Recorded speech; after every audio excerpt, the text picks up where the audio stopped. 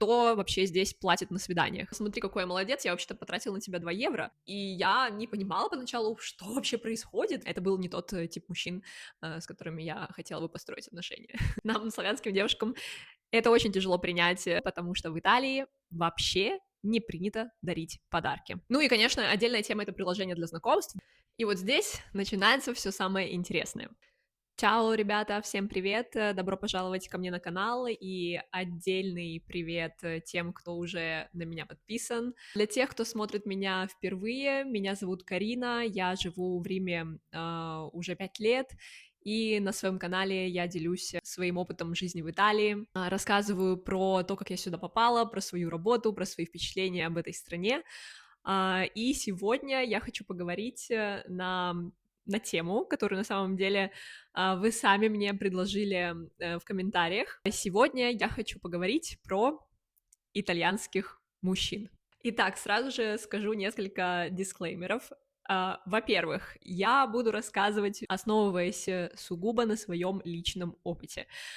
То, что я буду рассказывать, это не означает, что все итальянские мужчины такие, что если вы сюда приедете, то это единственная правда, которую вы здесь найдете, с которой вы здесь столкнетесь. Абсолютно нет. Я просто хочу рассказать про свой опыт иностранки, 30-летней девушки, живущей в Италии, которая общается с итальянцами, ходит на свидания, пытается устроить свою личную жизнь и в целом наблюдает за тем, как здесь все устроено. За все эти годы, что я здесь живу, у меня было достаточно общения, свиданий с разными мужчинами. Так что я решила просто поделиться и рассказать о том, с чем мне пришлось столкнуться. Начнем, пожалуй, с того, где и как вообще чаще всего знакомятся в Италии. По моему ощущению и по моим наблюдениям, самый распространенный способ знакомства здесь это через друзей и знакомых. То есть через общие компании, через друзей, через какие-то ужины, встречи, тусовки. Давайте не забывать о том, что Италия — это очень социальная страна. Здесь люди постоянно выходят на аперитивы, на ужины с друзьями, с родственниками, путешествуют в компаниях. И в целом, благодаря этому, знакомства на самом деле здесь происходят довольно легко. Особенно если вам удается найти вот прям, да, какую-то свою компанию друзей, не своей на национальности, а вот именно местных итальянцев, и если вы вливаетесь в их компанию, начинаете регулярно вместе с ними выходить, тусоваться, то тогда, мне кажется, что шансы познакомиться с кем-то, кого-то встретить увеличиваются, ну, просто в разы. Конечно, также здесь знакомятся в барах, на вечеринках, на каких-то мероприятиях, просто спонтанно. Бывает такое, что и на улице к вам могут подойти. А на самом деле, когда я только переехала, вот в первый год своей жизни в Риме, я помню, что ко мне, ну, очень часто подходили знакомиться на улице. Сейчас это стало происходить намного реже. Я думала, с чем это может быть связано. Возможно, что когда я только переехала, и для меня действительно все было очень новое, я постоянно ходила с таким видом, всем восхищалась, все фотографировала, и мне кажется, что, ну, было очевидно, что я вот прям туристка, и плюс еще у меня там довольно такая славянская внешность, и уже вот эти итальянские мужчины, которые уже натренированные и уже могут сразу же там увидеть в толпе людей, узнать русскую девушку, потому что здесь действительно многие итальянцы, они целенаправленно хотят быть со славянской девушкой. И вот такие мужчины, они прям очень часто ко мне подходили и предлагали познакомиться, но сразу же скажу, что это были не очень скажем так, интересные для меня мужчины, поэтому как бы в итоге ни в какие отношения ни разу это не вылилось. Сейчас же, вот еще раз говорю, там в последнее время вообще такое крайне редко происходит, чтобы кто-то ко мне подходил. И я пыталась подумать, с чем это может быть связано. То ли я как-то стала выглядеть по-другому и уже не так привлекательно. Я думаю, что, возможно, это связано с тем, что я уже не выгляжу как вот такая наивная там девочка-туристка, да. Я думаю, что меня вообще можно уже принять за местную, потому как я уже стала одеваться по своему поведению, да, я уже там не хожу по городу с фотокамерой, я работаю, да, когда я в центре, как правило, я в центре, потому что я еду на работу, в офис, я все время там куда-то бегу, то есть уже не скажешь сходу, что я туристка, устали, и поэтому ко мне перестали подходить. Но, если честно, я не против, потому что, еще раз повторяю, до этого, да, ко мне подходили на улице мужчины, они хотели со мной познакомиться, но это был не тот тип мужчин, с которыми я хотела бы построить отношения. Ну и, конечно, отдельная тема — это приложения для знакомств. Безусловно, они здесь очень популярны, как, я думаю, и, в принципе, во всем мире. Здесь используются разные абсолютно приложения, начиная с Тиндера и заканчивая Hinge и Bumble, например. В целом, я должна сказать, помимо вот таких дейтинговых прям приложений, которые именно направлены на то, чтобы построить романтические отношения, также сейчас очень многие знакомятся через приложения, которые изначально созданы для того, чтобы просто находить какие-то интересные мероприятия в городе и просто прийти, провести хорошо время. То есть это не изначально не рассчитано как дейтинг, да, а просто, я не знаю, есть, например, такие приложения, как Meetup, Come Home, я оставлю обязательно здесь название этих приложений. И в таких приложениях вы просто можете искать разные типы мероприятий под ваши вкусы, под ваши интересы, допустим, не знаю, поход на выставку или какой-нибудь хайкинг, или даже аперитив, почему нет, но цель в том, чтобы просто прийти, хорошо провести время с новыми людьми, познакомиться, сделать какой-то нетворкинг, но также на этих мероприятиях вы, конечно же, можете встретить и какого-то интересного человека, с которым потенциально можно построить романтические отношения, почему нет. Про именно вот дейтинговые прям приложения, я считаю, что на данный момент более-менее адекватные, где можно действительно встретить людей, которые ищут серьезные отношения, это Hinge и Bumble. Хотя, опять же, там, конечно же, тоже есть очень много каких-то фриковатых профилей, и также, конечно же, есть люди, которые просто ищут встречи без обязательств.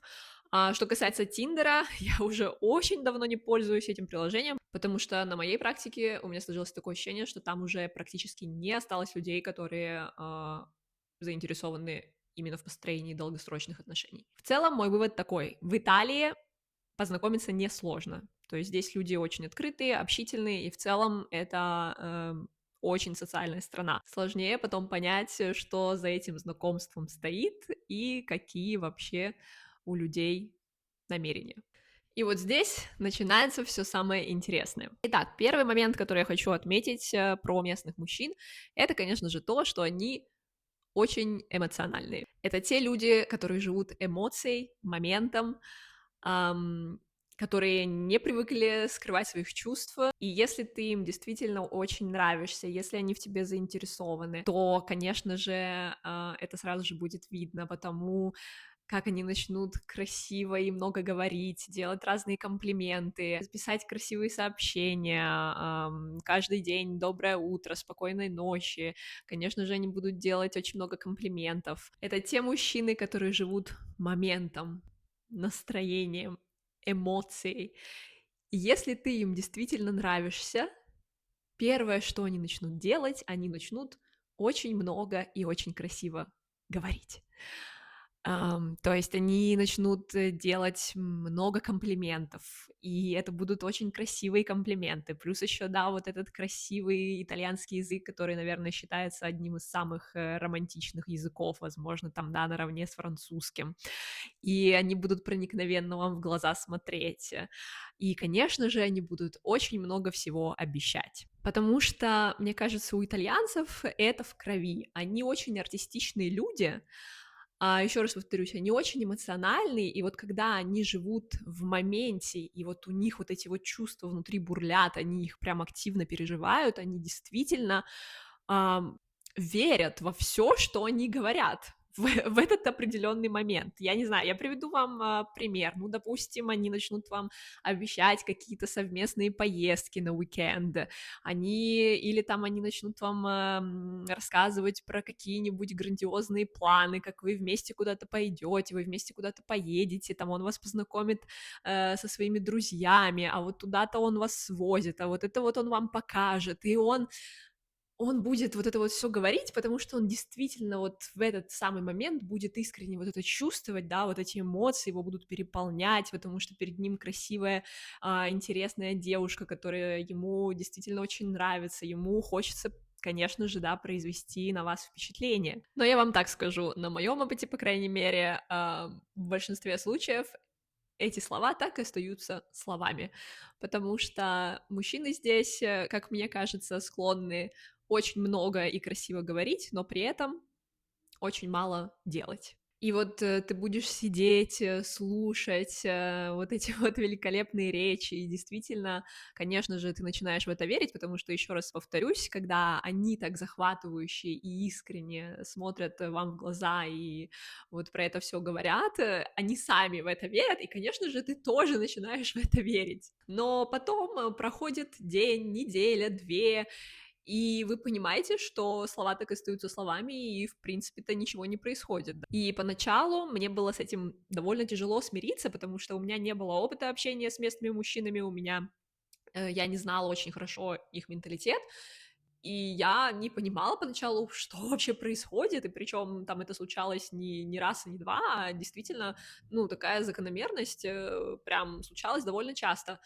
И в какой-то момент я просто поняла, что окей, они просто такие, и с этим ничего не сделаешь. И самое удивительное, у меня сложилось ощущение, что они, в принципе, даже не видят в этом никакой проблемы, потому что в тот момент, когда они это говорят, для них это действительно является правдой, да, то есть, еще раз повторюсь, они сами в это верят, во все, что они говорят, а на следующий день они проснулись, у них уже другое настроение, у них уже другие эмоции, возможно, уже встретилась какая-то другая девушка, которая привлекла их внимание, или там, я не знаю, что-нибудь еще произошло, там у его друга что-то произошло, или какое-то там еще важное событие в его жизни, и он все свое внимание переключил на него, и, то есть, и они уже даже и не помнят, что они что-то обещали. То есть они очень легко к этому относятся. Поэтому, наверное, со своей стороны я бы дала такой совет: никогда не вестись на слова, а смотреть именно на поступки. То есть если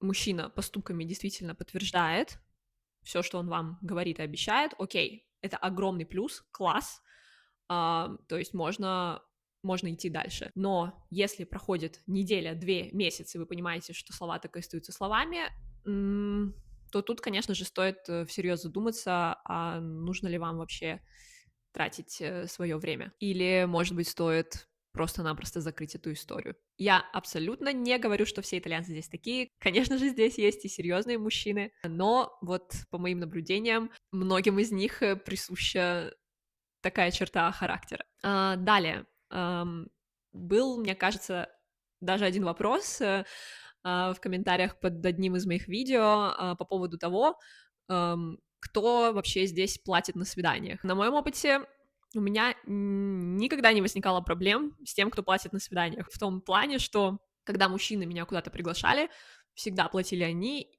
и, ну, никогда не возникало вопросов о том, чтобы поделить счет напополам, или, не дай бог, чтобы я оплатила за обоих. Нет, такого, к счастью, никогда не было. Все-таки итальянские мужчины на самом деле в этом плане джентльмены, и если они куда-то приглашают девушку, то они, как правило, платят, и проблем с этим не возникает обычно. Я на самом деле думаю, что Италия, наверное, это пока что еще одна из немногих европейских стран, где это правило все еще работает. За все годы жизни в Риме у меня был, наверное, только один немножечко такой странный случай. Я помню, мы сходили выпить кофе вместе. Это была просто чашка кофе. И он заплатил за мой кофе. А потом, когда мы после этого пошли гулять, он мне сказал что-то в духе: ну, вообще-то, я заплатил за твой кофе. Я уже точно не помню, к чему это было сказано, но смысл его фразы был такой, что, мол, смотри, какой я молодец, я вообще-то потратил на тебя 2 евро. И это, конечно же, было очень неприятно, даже, я бы сказала, как-то неловко. Да. Но это был единственный случай, когда мужчина на свидании позволил себе такой комментарий. Было несколько раз такое, что я ходила на свидание, и, например, я практически сразу же понимала, что этот человек мне не интересен, и у нас не будет второго свидания, и Иногда в таких случаях я предлагала разделить счет сама, но ни разу никто не соглашался, и они всегда говорили: нет-нет, ты что, я заплачу. Ну, я как типичная славянская девушка, конечно же, то есть, учитывая, какая у нас культура, да, и у нас абсолютно нормально, что мужчина платит за девушку, особенно в конфетно-букетный период, когда вы только узнаете друг друга, да, вот этот самый романтический период, свидания. У нас это нормально.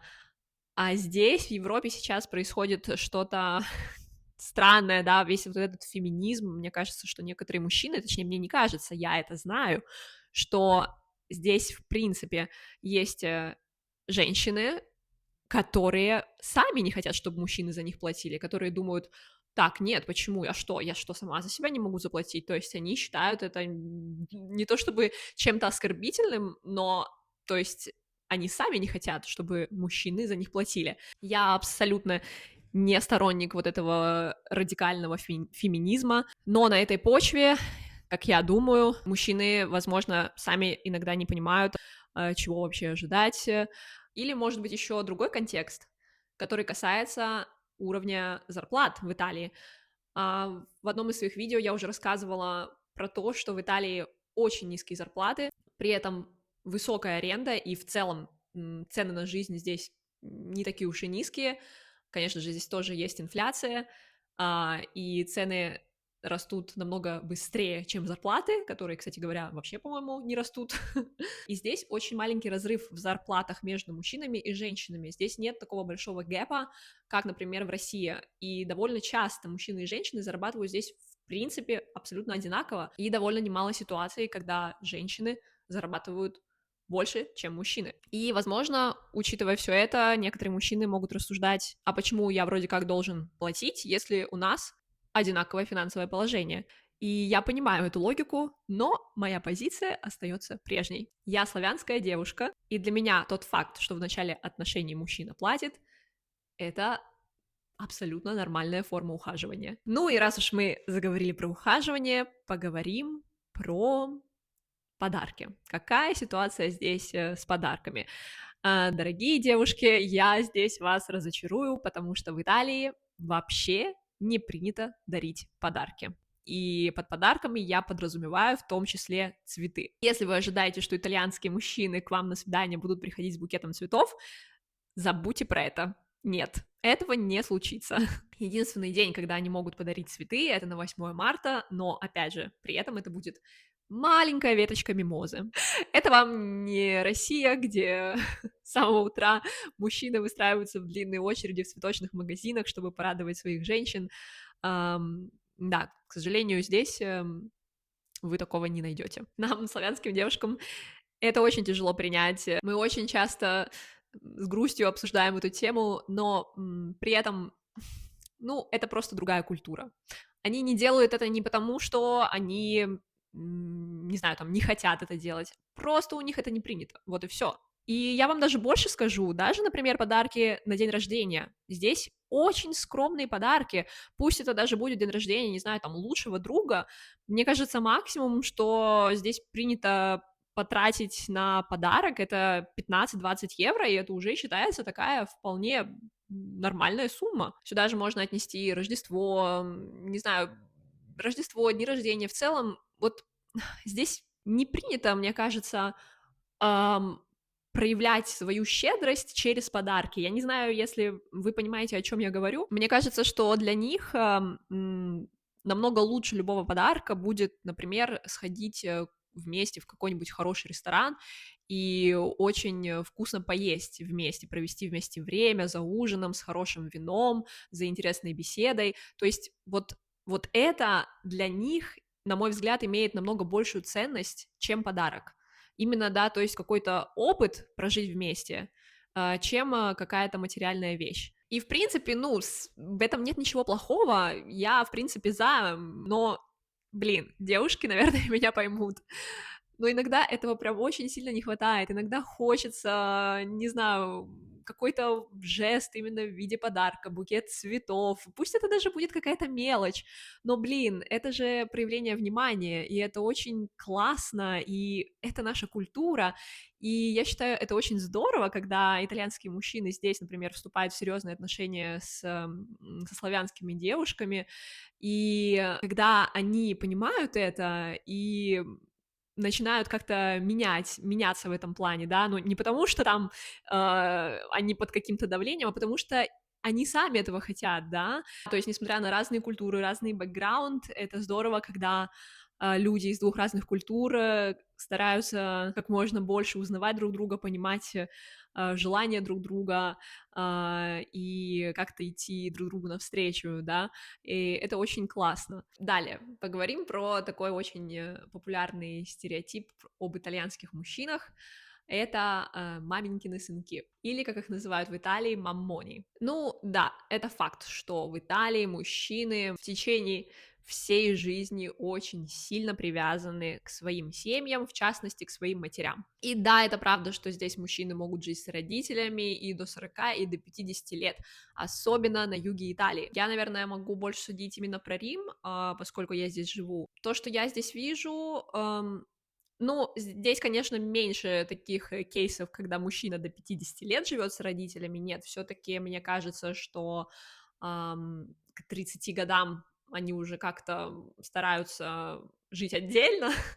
И то, знаете, здесь такая тоже смешная история, что даже если они съезжают от своих родителей, очень распространен такой кейс, что они переезжают в дом на соседней улице.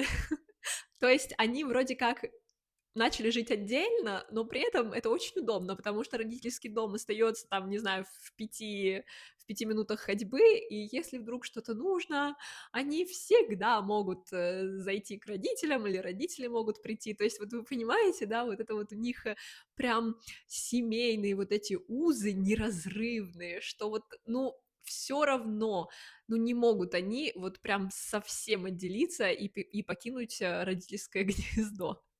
Точнее, могут, но, ну, не хотят. Ну, и, в принципе, я говорю, здесь это нормально. Поэтому очень часто говорят, что если вы начинаете серьезные отношения с итальянцем, вы начинаете серьезные отношения не только с ним, но и со всеми его родственниками, так что будьте к этому готовы. Особенно это касается южных регионов Италии, где в семье по 50 человек, всякие двоюродные сестры, двоюродные братья, тети, дяди и тому подобное. На моем опыте почти все мужчины, на самом деле, с которыми я общалась здесь, они жили отдельно. Ну, или, по крайней мере, они мне так говорили. Я уж не знаю, что там было на самом деле. Пару раз, да, было такое, что жили с родителями, и я помню, мне было очень странно, когда парень, там, 30-летний, да, приглашает меня к себе, но при этом он приглашает не просто к себе, а как бы к своим родителям домой, потому что он живет со своими родителями, и я вроде как, и даже несмотря на то, что мы знакомы там, не знаю, с ним несколько недель, и мы еще только узнаем друг друга, мы не в серьезных отношениях, я прихожу и уже знакомлюсь с его родителями, я не знаю, как это объяснить, но для меня знакомство с родителями это что-то серьезное. Мне кажется, что у нас в культуре, да, мне кажется, как-то знакомство с родителями это уже какой-то серьезный такой этап. Здесь они намного проще к этому относятся на самом деле. Есть еще один такой стереотип про итальянцев, да, что они каждый день очень много времени уделяют общению со своими мамами, то есть это может быть переписка, разговоры по телефону, что прям вот каждый день они всегда на связи, постоянно там они должны знать, что там у них, у кого происходит. Ну, наверное, скорее нет, чем да. Однозначно да, в том плане, что вот эта вот связь между сыновьями и матерями, безусловно, здесь очень сильная, но так, чтобы вот прям они каждый день там на телефоне безотрывно, ну, на самом деле я лично такого не встречала, хотя, наверное, есть такие случаи. И еще один аспект, который для меня в какой-то степени стал таким удивительным открытием, это семейная динамика и роль женской фигуры в итальянских семьях. В Италии действительно семья — это центр жизни, и при этом именно женщина в семье часто играет главную роль. Что это значит? Это значит, что здесь в культуре очень большое влияние имеет именно женская фигура. Даже не просто женская, а материнская фигура, да? То есть откуда идет вот этот вот стереотип про маменьких сынков? Вот именно отсюда он и идет, мне кажется. Именно женщина в семье здесь очень часто принимает решения, заботится о бытовых вопросах, в целом координирует бытовую и эмоциональную составляющую семьи. То есть, да, в основном последнее слово именно за женщиной, а не за мужчиной. И когда я начала это замечать, поначалу для меня это было чем-то удивительным, потому что я выросла в культуре, где, наоборот,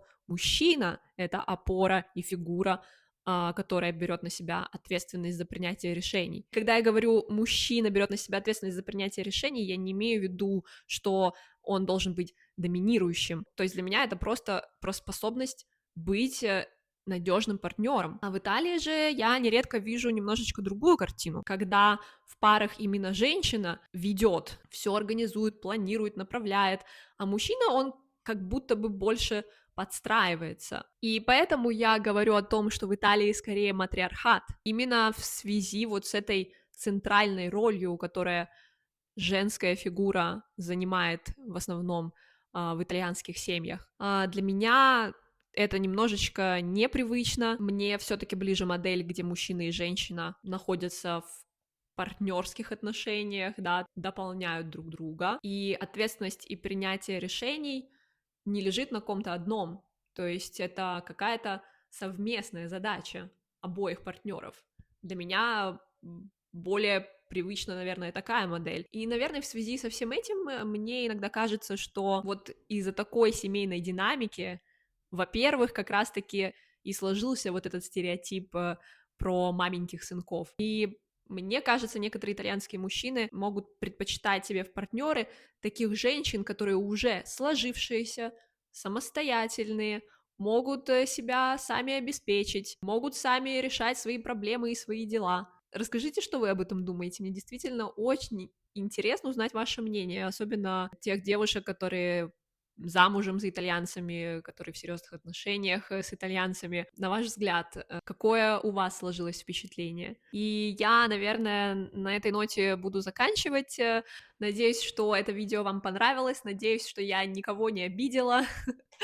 Еще раз повторюсь, это сугубо мой личный опыт, мои впечатления, мои наблюдения, я никого не хотела задеть. И если вы, так же, как и я сейчас, находитесь в поиске, я искренне желаю вам поскорее встретить своего человека. Итальянца или не итальянца, абсолютно неважно. Не забудьте поставить лайк этому видео и подписывайтесь на мой канал, если вы все еще не подписаны. Спасибо большое за просмотр. Увидимся в следующих видео. Пока-пока. Чао!